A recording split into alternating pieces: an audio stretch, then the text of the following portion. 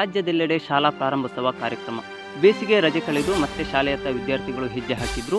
ಮೇ 31ರಂದು ರಾಜ್ಯದ ಎಲ್ಲ ಪ್ರಾಥಮಿಕ ಮತ್ತು ಪ್ರೌಢಶಾಲೆ ಆರಂಭಿಸಲು ಇಲಾಖೆ ಸೂಚಿಸಿತ್ತು. ಅದರಂತೆ ನಿನ್ನೆ 2023-24ನೇ ಸಾಲಿನ ಶೈಕ್ಷಣಿಕ ವರ್ಷವನ್ನು ಆರಂಭಿಸಲಾಯಿತು.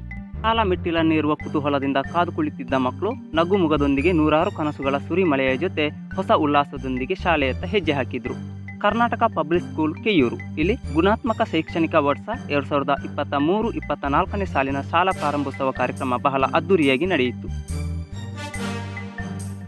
ಈ ಕಾರ್ಯಕ್ರಮಕ್ಕೆ ಪುತ್ತೂರಿನ ಜನಪ್ರಿಯ ಶಾಸಕರಾದ ಅಶೋಕ್ ಕುಮಾರ್ ರೈ ಅವರು ಆಗಮಿಸಿದ್ರು.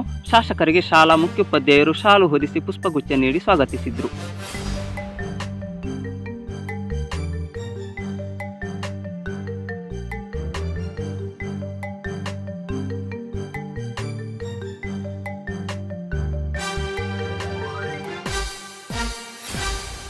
ಈ ಸಂದರ್ಭದಲ್ಲಿ ಶಾಲೆಯನ್ನು ಕಂಡು ಸಂತಸ ವ್ಯಕ್ತಪಡಿಸಿದ ಶಾಸಕರು ಶಾಲೆಯ ಶಿಕ್ಷಕರ ವೃಂದ ಹಾಗೂ ಶಾಲಾಭಿವೃದ್ಧಿ ಸಮಿತಿ ಮತ್ತು ಪೋಷಕರ ಸಹಕಾರಕ್ಕೆ ಮೆಚ್ಚುಗೆಯ ಮಾತುಗಳನ್ನಾಡಿದರು. ಇದೊಂದು ಸರ್ಕಾರಿ ಶಾಲೆ ಅನ್ನೋದಕ್ಕಿಂತ ಖಾಸಗಿ ಶಾಲೆಯ ರೀತಿ ಕಾಣುತ್ತಿದೆ. ನಾನು ಕಂಡ ಪ್ರಕಾರ ಬಹಳಷ್ಟು ಸರ್ಕಾರಿ ಶಾಲೆಗಳು ನೆನೆಗುದಿಗೆ ಬಿದ್ದ ರೂಪದಲ್ಲಿ ಕಾಣುತ್ತಿದೆ. ಆದರೆ ಕೆಯೂರಿನ ಶಾಲೆಯನ್ನು ನೋಡಿದಾಗ ನನಗೂ ತುಂಬ ಖುಷಿಯಾಗುತ್ತಿದೆ ಎಂದರು.